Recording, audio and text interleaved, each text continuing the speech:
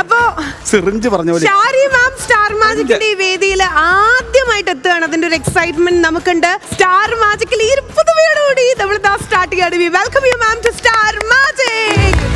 അയ്യോ, ഞങ്ങൾ ഗേൾസിന് എല്ലാവർക്കും മീഗോ അടിച്ചിട്ട് വയ്യ അല്ലേ? എന്ത് പറ്റി? 40 വർഷത്തിലേറെയായി നമ്മുടെ മലയാള സിനിമയിൽ. അപ്പോ പെട്ടെന്ന് ഷാരി മാമിന്റെ ആ ഒരു ഫേസിലേക്ക് വരുമ്പോ ഓഡിയൻസിലേക്ക് പോവാണ്. ഏത് സിനിമയാണ് പെട്ടെന്ന് മനസ്സിൽ വരണേ? നമുക്ക് പാർക്കാൻ മുന്തിരിത്തോപ്പ്. നമുക്ക് പാർക്കാൻ മുന്തിരിത്തോപ്പുകൾ. ശരിക്കും നമ്മുടെ മലയാള സിനിമയിൽ ഏറ്റവും ഒരു സിഗ്നേച്ചർ ആൻഡ് ഹൈലൈറ്റ് അല്ലേ?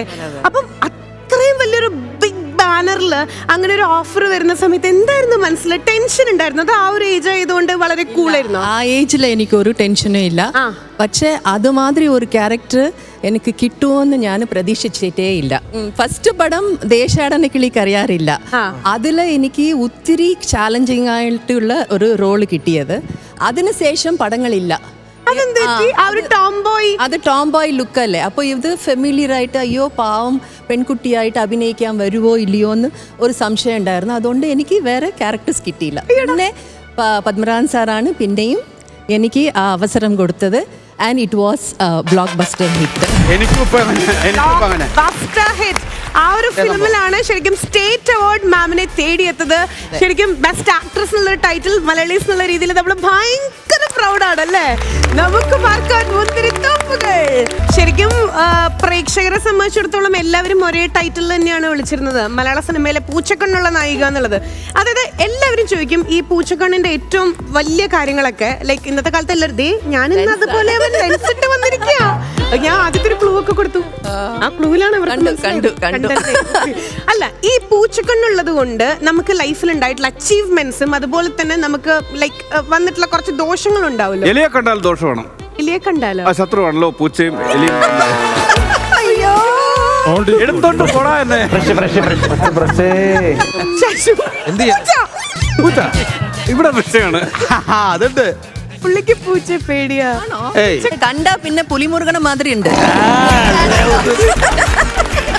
കൊച്ചുനാളില് പൂച്ച കടിച്ചിട്ടുണ്ട്. അതിനുശേഷം ഭയങ്കര പേടിയാ പുള്ളിക്ക്. ഇത് പൂച്ചയാണോ പട്ടികളാണോ എനിക്ക് പിടുത്തമില്ല.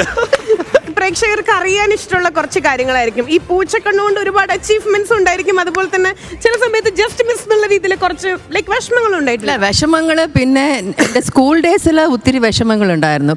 ബിക്കോസ് എല്ലാവരും എന്നെ പിന്നെ കളിയാക്കിക്കൊണ്ടിരിക്കും. ഇല്ല ഭംഗിയാ. ഇപ്പൊ എനിക്ക് after coming to the field I came to know I really enjoyed after coming to Malayalam industry. അതുവരെ തമിഴിലൊക്കെ ഒരു പടം ചെയ്തു.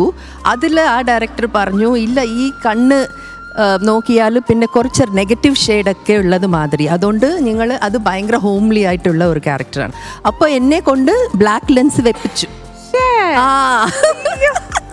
ഒന്ന് ശരിക്കും ഒന്ന് ക്യാമറയിലേക്ക് ഒന്ന് ഞങ്ങൾ അത് ഒപ്പിയെടുത്തോട്ടെ. ലാഷസ് വെച്ചിട്ടുള്ള കാരണം ആ ഉള്ളിലെ ആ പൂച്ചക്കണ്ണൊന്ന് പ്രേക്ഷകർ ഒന്നടങ്കം മനസ്സിൽ അറിയാൻ ആഗ്രഹിക്കുന്ന ഒരു കാര്യം ഉണ്ടായിരിക്കും. ഓ എന്റെ പാട്ടായിരിക്കും.